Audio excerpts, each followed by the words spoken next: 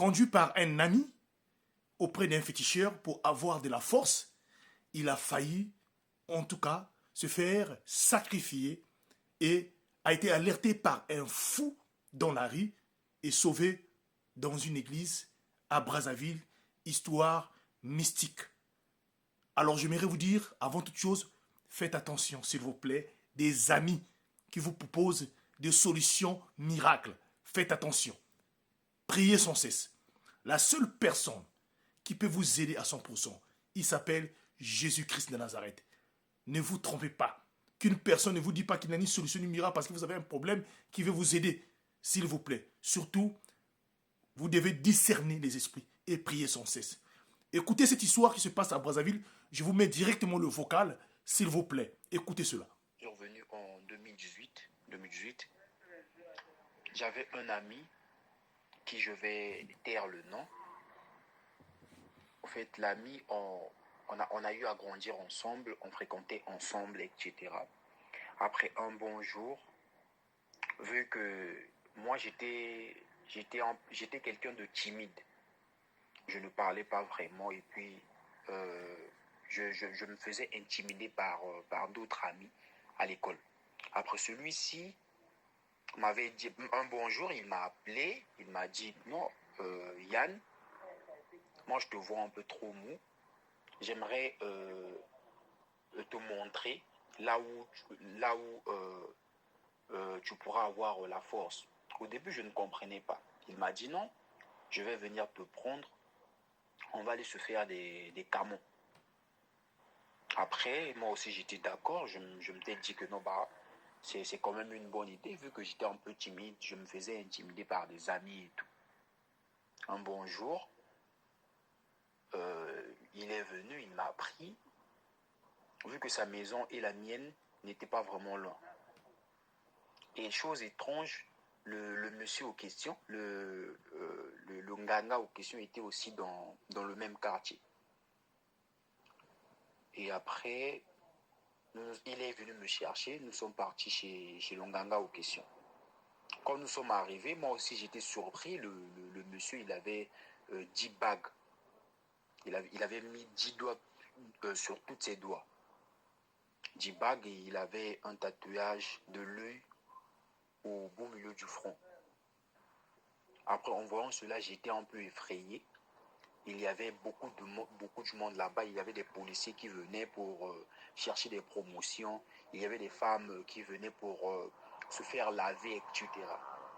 Et puis, quand tout ce monde-là sont partis, nous sommes restés, lui, moi, mon ami qui m'avait appelé et son enfant, y compris sa femme qui était dans la maison.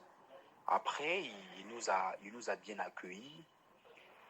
Au début, il était un peu coopératif. Il m'a dit que non, voilà, moi je suis de la Maïkari, j'ai quitté Pointe-Noire.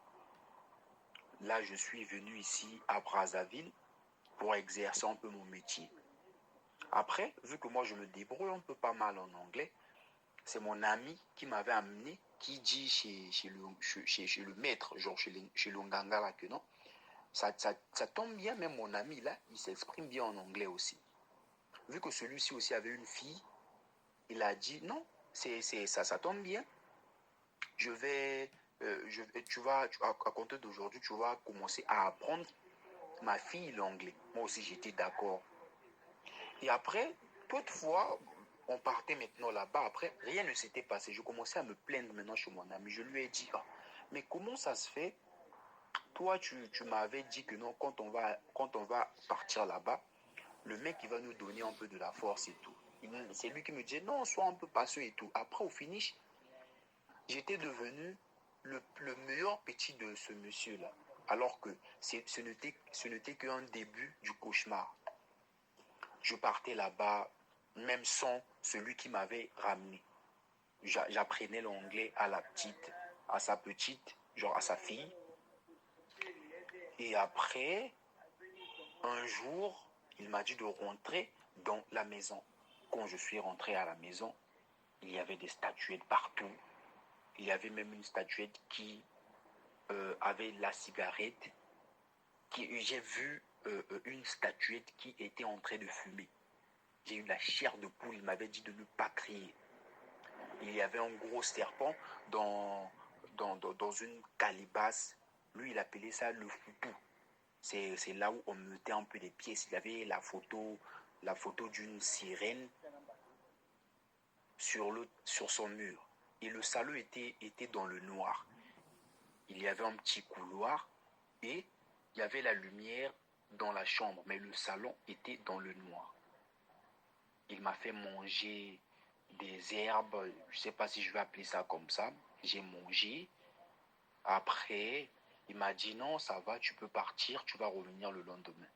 Et c'est ce que j'avais fait le lendemain quand je suis revenu.